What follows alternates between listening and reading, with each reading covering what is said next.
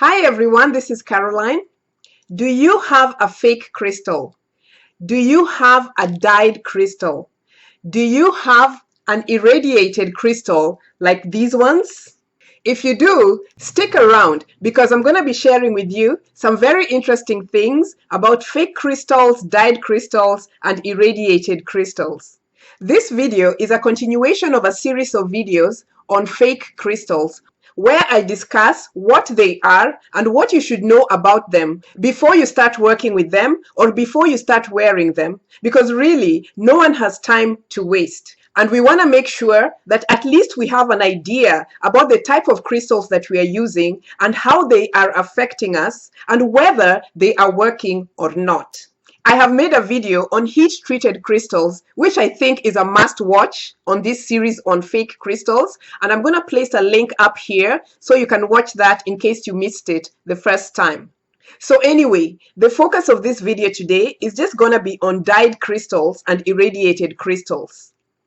Okay, for those who have had the pleasure of buying fake crystals, what next? What now?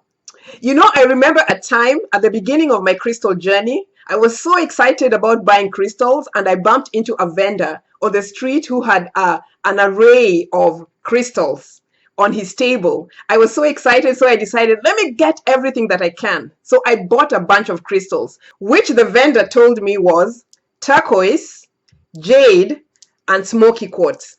I was so excited about my stash of new crystals until a friend of mine told me that this turquoise was dyed howlite and this jade and this smoky quartz allegedly were fake. I was so disappointed to hear about this and I just kept thinking to myself, but I thought the vendor was so spiritual. He was so nice. How could he sell me something fake? I don't believe it. I was just thinking, oh my God, this person did not just sell me something fake. You know how we are in the beginning? Oh, we are just so trusting of everything. Well, that's what happened to me. So, since this happens to a lot of people, the question now is a dyed crystal effective? And can you use a dyed crystal for your healing and your energy work? You know, dyeing crystals is a common practice that has been used since ancient times to improve the color of some crystals, like, for example, Lapis Lazuli and Jade. And it's also very interesting how sometimes it's just so obvious that a crystal has been dyed and you can just look at a crystal and tell that it has been dyed because of how unnatural looking it is or how bright the colors are. For example, if you see some of these crystals like agates or in some crystal geodes, the fact that there's something up with these types of crystals or that these types of crystals are dyed just stands out. But don't get me wrong though. Dyeing real crystals to improve the color of the crystals is not a bad thing because the real crystal and the color can be used in combination for beneficial purposes. What I have an issue with is dyeing crystals to fake a crystal. For example, how they dye chalcedonies and then they claim that it is black onyx or banded agates or even carnelians. So if you have any of these stones, you just want to be aware of this. That black onyx might not really be a black onyx, that banded agate may not really be a banded agate, or that carnelian may not really be a carnelian. Just be aware of this. But like I mentioned, there's really nothing wrong with dyed crystals. They can still work because chalcedony is a member of the quartz family and it is still a crystal. The aggravating thing about this thing is that when a crystal is dyed and then sold as something else, and you buy that crystal thinking that it is something else, it's very, very deceptive and it just leaves a bad taste in your mouth, especially if you're someone like me, right? Yeah, no one wants to be deceived, especially when we're dealing with spiritual tools because we want these things to work on our behalf. So we expect to be buying the real deal. Anyway, crystal lovers, just be aware of this type of things, okay? All right. So what about irradiated crystals? What are these irradiated crystals? Irradiated crystals are crystals that have been exposed to radiation to bring about a permanent color change. And sometimes heat treatment and radiation are used together. And like I mentioned in the other video, I hope you watch it, heat-treated crystals are basically crystals that no longer have an energetic vibration. They're crystals that I personally consider to be dead. I consider them to not have any kind of life because the heat treatment has destroyed them.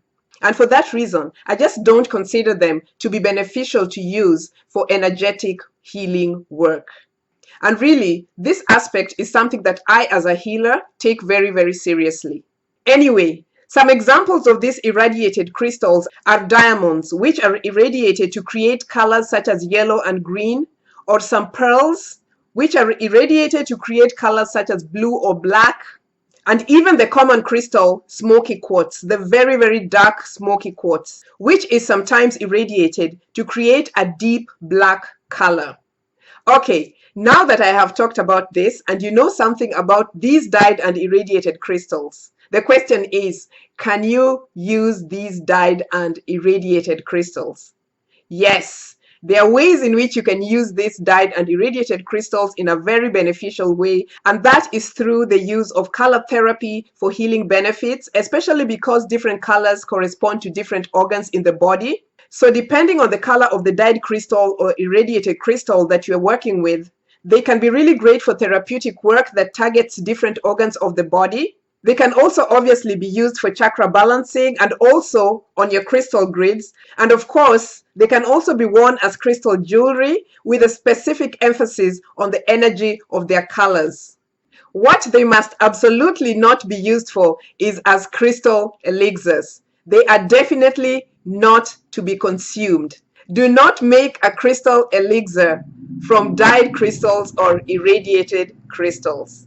Okie dokie. So let me know in the comment section whether you have ever bought a fake crystal or a dyed crystal and how you use it, or did you throw it away, or what happened. Let me know. And also, if you need any help working with your spiritual tools, send me an email at caroline@crystalstock.com. And in the meantime, let's keep it genuine. Let's keep it natural. No fakey fakey.